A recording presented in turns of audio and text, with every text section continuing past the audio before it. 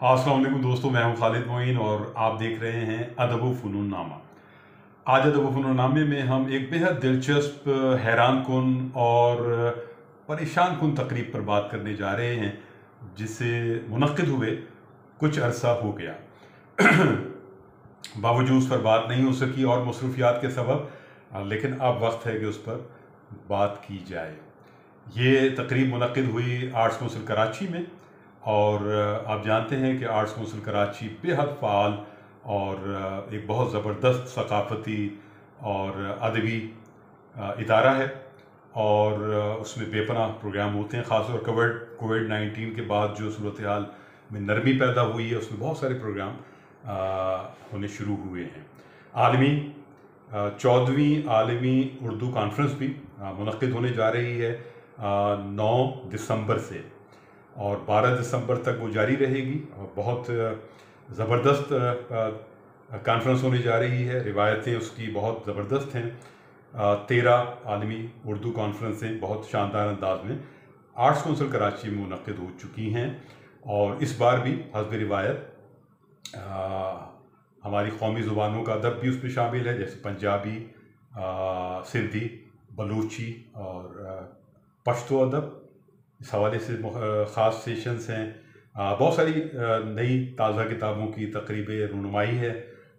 उसमें बहुत सारे शामें हैं, मुख्तलिफ़ शख्सियात के साथ, सहाफ़ियों के साथ भी और अदीबों के साथ भी, शुरा के साथ भी, और मुख्तलिफ़ टॉपिक्स पर गुफ्तगू के सेशंस हैं, जो नावल पर भी हैं, और मुख्तलिफ़ याद रफ्तगा के हवाले से भी, मुख्तलिफ़ जो अदीब गुज़र गए, शुरा गुज़र गए, उनके हवाले से भी बातें होंगी। और बहुत कुछ है उसमें, कव्वाली और रक़्स भी शामिल है, अनवर मकसूद भी शामिल हैं उसमें। तो दुआ है कि वो कॉन्फ्रेंस बहुत कामयाब रहे। 2 मुशायरे इस बार उसमें मुनक्किद होंगे, और ऑनलाइन भी बहुत सारे शुरा इसमें शरीक होंगे, पाकिस्तान भर से, और हमारे बैरून मुल्क जो बहुत अच्छे शुरा हैं वो भी उसमें शरीक होंगे, और कराची के भी शुरा उसमें शामिल होंगे।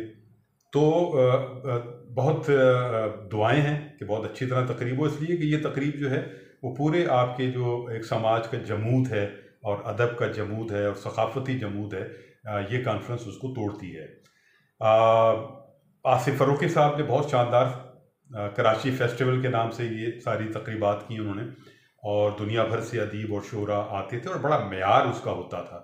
आसिफ फ़ारूकी साहब आखिर में कुछ तनाज़ात का शिकार भी हुए ऑक्सफोर्ड के हवाले से, और फिर उन्होंने कोशिश की कि अलग से वो कॉन्फ्रेंस की जाए, और अब वो पूरे मुल्क में भी फैल चुके हैं ये कॉन्फ्रेंसें। अभी फैसलाबाद में कॉन्फ्रेंसों की खबरें आई, उसमें शायद 2 रोज़ा थी या 3 रोज़ा थी, तो ये बहुत खुशाइंद बात है। बहुत सारे शुरा पहुंच चुके हैं, बहुत सारे शुरा पहुंचेंगे या ऑनलाइन शरीक होंगे। तो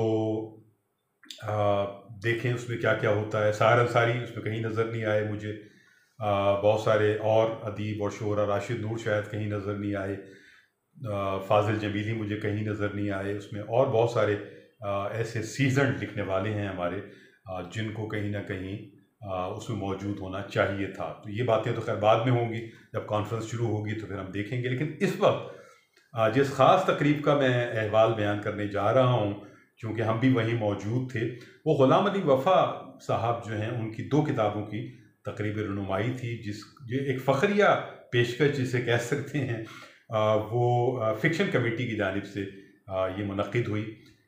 एक तो ये बड़ी हैरान कुन बात है कि फ़िक्शन जो है कमेटी, और फ़िक्शन के साथ साथ शेरी मजमूओं की तकरीब रुनुमाई भी कर रही है, जबकि शेर व सुखन एक अलग से कमेटी मौजूद है।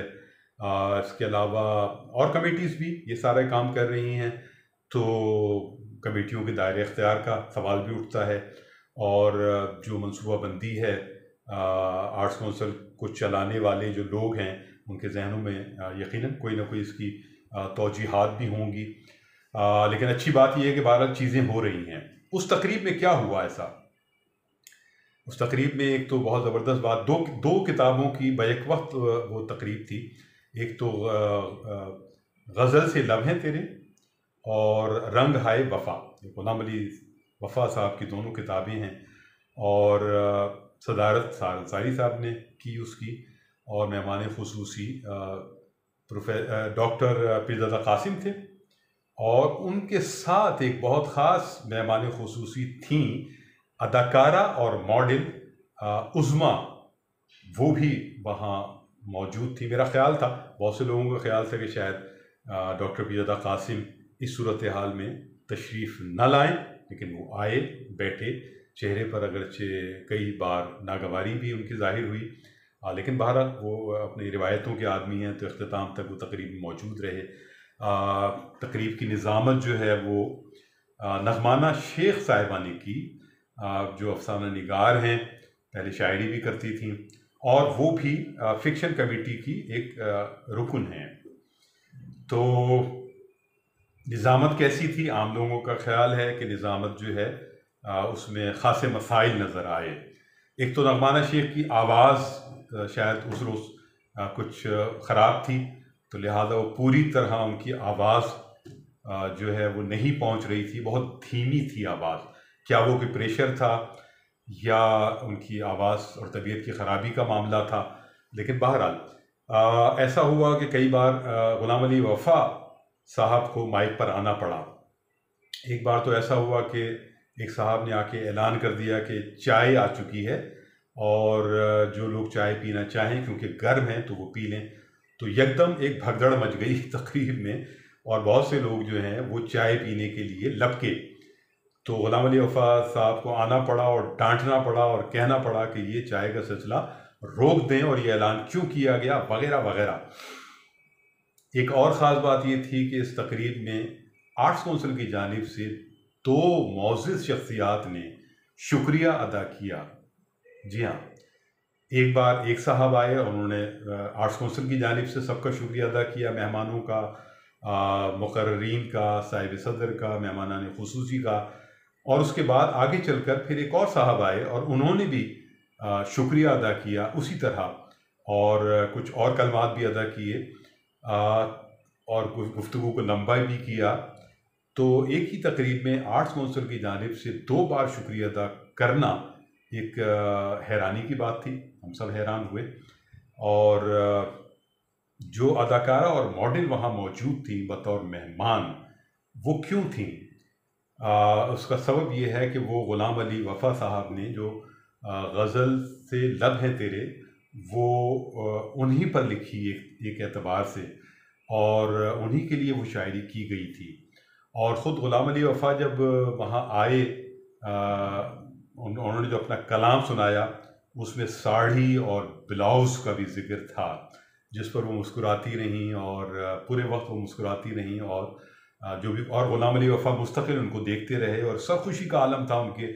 और जो अदाकारा और मॉडल थी, उनकी वालदा भी सामने तशरीफ़ फरमा थी, और वो भी सदक़े वारी होती रहीं, और दाद देती रहीं मुक़र्ररीन को भी और ग़ुलाम अली वफ़ा को भी, और यकीनन अपनी साहबजादी को भी।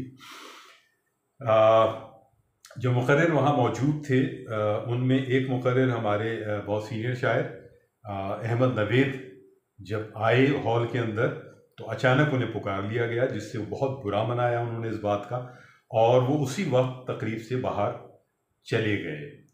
और चेहरे पे उनकी शदीद नागवारी थी। शायद वो समझते थे कि जब बुलाया गया है उन्हें, तो थोड़ा, जब वो आए थे तो थोड़ा तवक्कुफ़ के बाद उन्हें बुलाया जाता, और ये बात ख़ासी हद तक सही भी है। लेकिन वही नातजुर्बेकारी के सबब ये हुआ। और ख़ास बात उसमें ये रही कि एक मज़मून पढ़ा गया या गुफ्तगू की गई, और वो शायद सबसे ज़्यादा पसंदीदा गुफ्तगू मज़मून रहा, और वो था रेहाना रूही का। तो रेहाना रूही ने एक नज़्म का इंतखाब किया, जो पैरों के हवाले से नज़्म थी ग़ुलाम अली वफ़ा की, जो उस किताब में मौजूद थी। और उन्होंने बताया कि उन्होंने बड़ी रिसर्च की, और जो पैर है उसकी निचला जो हिस्सा है उसका क्या नाम है, वो नहीं मिल सका उन्हें, और उन्होंने बहुत तगोदो की। तो जब डॉक्टर पीरज़ादा कासिम आए, तो उन्होंने कहा कि बग़ैर बराह रास्त मुखातिब किए बग़ैर, उन्होंने कहा भी तलवे का मामला था। तो तलवे चाटना एक बहुत ही मशहूर मुहावरा है, जो आम तौर पर लड़के की माँ अपने लड़के को कहती है जब उसकी शादी हो जाती है, तू अपनी बीवी के तलवे चाट रहा है। लेकिन इसमें कोई शक नहीं कि वो बहुत दिलचस्प अंदाज में उन्होंने डिलीवर किया रेहाना रूही ने, और बहुत दाद भी ली उसकी। मैं भी वहाँ मौजूद था, अजय कमाल भी मौजूद थे, तो हमने भी कुछ न कुछ गुजारिशात पेश की जो जाहिर है तौसीफ़ी अंदाज की थी। सामीन की एक बहुत बड़ी तादाद थी, और ये तकरीबन 3 घंटे से ऊपर चली। 3 घंटे से ऊपर ये तकरीब चली, और आखिर में बिरयानी पर ये तकरीब ख़त्म हुई, जिसके लिए उन्होंने ऐलान किया आकर माइक पर ग़ुलाम अली वफ़ा साहब ने कि इस बिरयानी में जिन 2 लोगों ने ताउन किया है वो कौन से लोग हैं, और सख्ती से ताकीद की गई कि लोग अपनी जगह बैठें और उनको वहीं वो डब्बे जो हैं बिरयानी के वो पहुंचा दिए जाएंगे। तो ये बहुत सी और बातें को साथ जो है वो ये तकरीब जो है वो इसलिए कि किताबों की रुनमाई में कभी ऐसा नहीं होता कि एक ऐसी फ़र्द को भी जो एक महबूब की सूरत में आपकी शायरी के अंदर मौजूद हो, वहाँ भी आकर उसको मेहमान खुसूसी बना दिया जाए। सारंसारी साहब ने ये कहा कि ये एक बड़ी ख़ास तकरीब है कि उसमें एक गज़ल भी मौजूद है और गज़ल का शायर भी मौजूद है। तो उसमें बहुत तालियां बजी और लोगों ने बहुत सब्र और तहम्मुल से और कहीं कहीं बदनज़मी के साथ इस पूरी तकरीब को समाअत किया। तो ये आर्ट्स काउंसिल में मुनक़िदा तकरीब जो आर्ट्स काउंसिल की कमेटी की जानिब से थी, तो इस हवाले से यादगार रहेगी कि इसमें बहुत सारी हैरानकुन बातें और बहुत सारी परेशानकुन बातें भी सामने आईं। बस यहाँ खालिद को उनको इजाज़त दीजिए। अपना और अपने अहबाब का ख्याल रखिए। अदब व फ़नून नामा जिंदाबाद, पाकिस्तान पाइंदाबाद। खुदा हाफिज़ व नासिर।